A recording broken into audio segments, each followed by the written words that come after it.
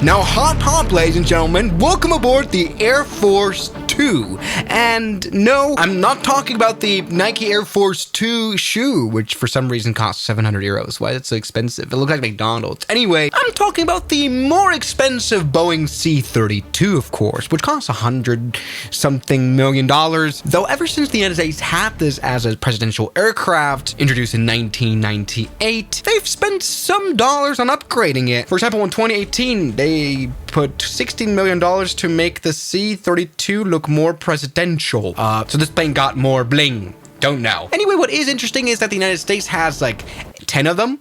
Apparently, the question how many C-32s the United States Air Force has is a bit open, because service officials do not acknowledge the existence of 4 of the world's prominent. So do they have like, how many do they have? I don't know. Let's say 6 to 10, whatever. Why when I Google Air Force One, there's really only the shoe? What? Air Force One plane?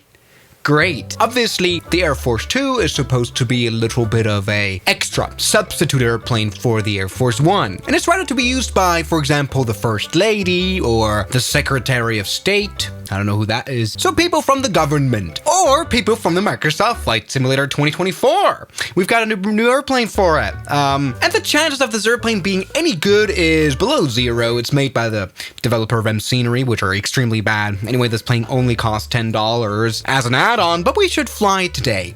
Now, something is odd about this plane already. First of all, how does this have a 5-star rating? It must be superb, which it isn't. Also, they have designed the completely wrong airplane. This plane right here has 68 windows. Whereas like a normal C-32 Air Force 2 would have like 38 windows. Or in some configurations like this one, even less. Also, this plane feels way bigger than the 757-300. See, the C-32 is basically a modified 757-200.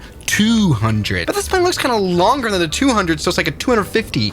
Whatever. Something I don't really like either is the colors. Hey, you know what? This might be even like a question of white balance and stuff, but it's supposed to be a little more vivid and a bit more blue than whatever this pale thing is. This matte color is something you maybe use in like a nursery room for your newborn son. Yeah, this plane just looks hideous. Well, that's kind of what we know from this aircraft add-on developer. At least the winglets are huge, which they always are on the 757. Look at how big they are. At least they got the United States flag, right? So that's perfect. Now the engines don't have a spinner on them.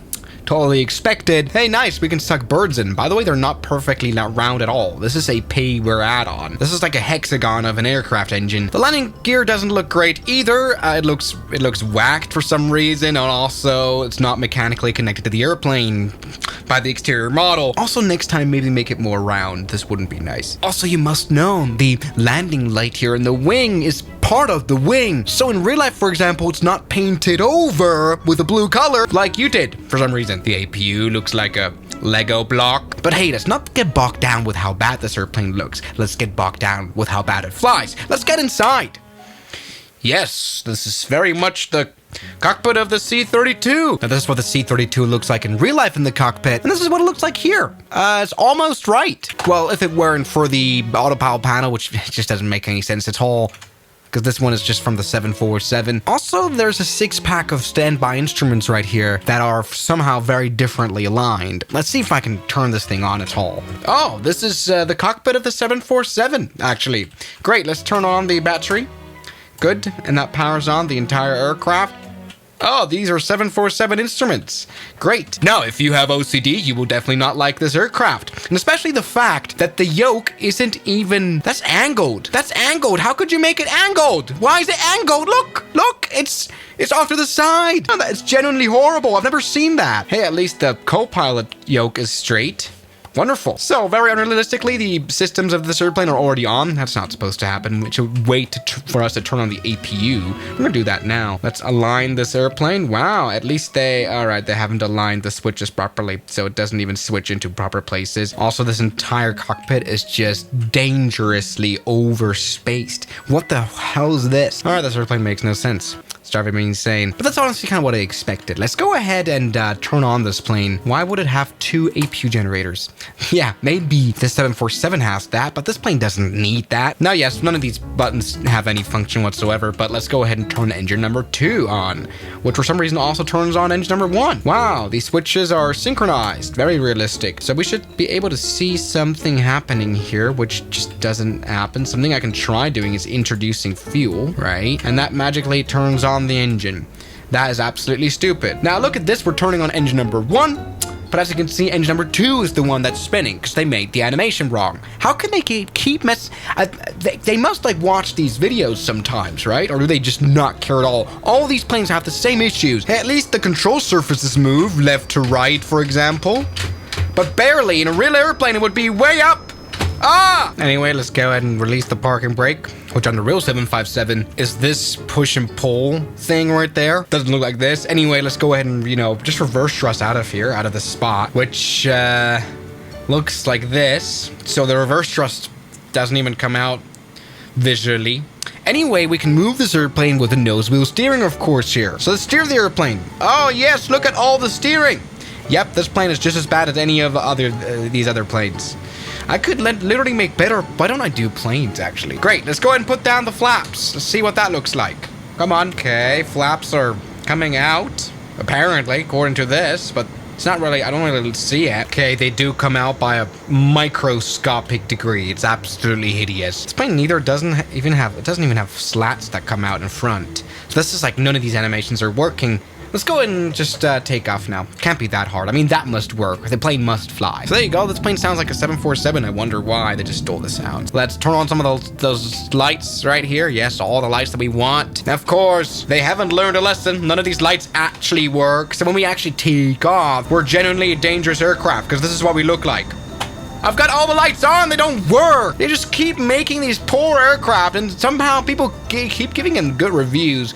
Anyway, let's fly this plane. Oh, it flies a lot like the 747. It doesn't really fly at all like the 757, which is a bit of a shame because the 757 is really interesting to fly. It's the Ferrari of the sky. It's supposed to be very fast, very thin, very slicey.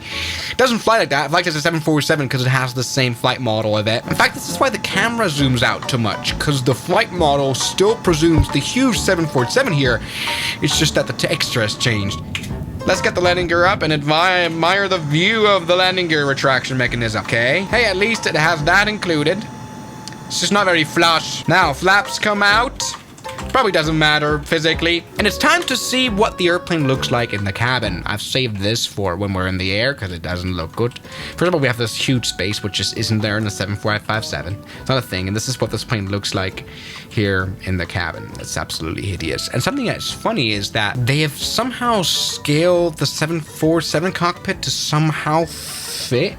You know, you can see that. It's not even flush within the fuselage. This plane just completely makes totally no sense. Yep, this is what the plane looks like on the inside. It's, what a shame, you know, that's the most interesting part of this plane, to check out what is actually on the inside, what the cabin looks like. There's only pictures of this. This is what the plane looks like otherwise. The news is playing, and this looks really luxurious and really cool. They look like they're flying on holiday with this plane. Interesting. Oh, this plane is just so bad, but it's kind of boring now. Like, yes, of course, none of these instruments make any sense whatsoever. The altimeter says we're at 500 something, though we're at 6,000 feet. And there's 2 of these altimeters and none of them make sense. Not even the speedometer makes sense at all. It says that we're at like 290 knots, but we're not, we're at 230. So this is almost like AI generated. What does this localizer mean? And what is this even? Is that like a clock? This plane is just hideous. It's not fun at all. And also, they've taken away a huge fun part of flying the 757. Look at the landing gear. It's tilted in real life, which of course isn't a thing here. So you don't have the beautiful eagle claw moment of touching down with the back wheel first and then the front wheel. Do you know what I mean? Like, it won't have that. So let's see if this plane flies well. So let's put the flaps down. It's already done. This plane won't even react to my inputs. That's hilarious. All right, why are we dropping like a stone? We're not even that slow. This is a 757, Jesus. All right, come on, let's go just touch down smoothly. See if that can look any good. God, I've got zero control of this plane. Oh my God, there's like genuinely zero pitch input that I can use. And we have no GPWS callouts whatsoever. Like, you'd have to use this in order to, feel any life. God damn it, why are we not touchdown yet? There we go. All right, so reverse thrust activate to the fullest. I don't know why the engines are green, by the way. This plane just sucks. Oh, what a shame. I adore the Boeing 757, and I love the Air Force too. This one just sucks though.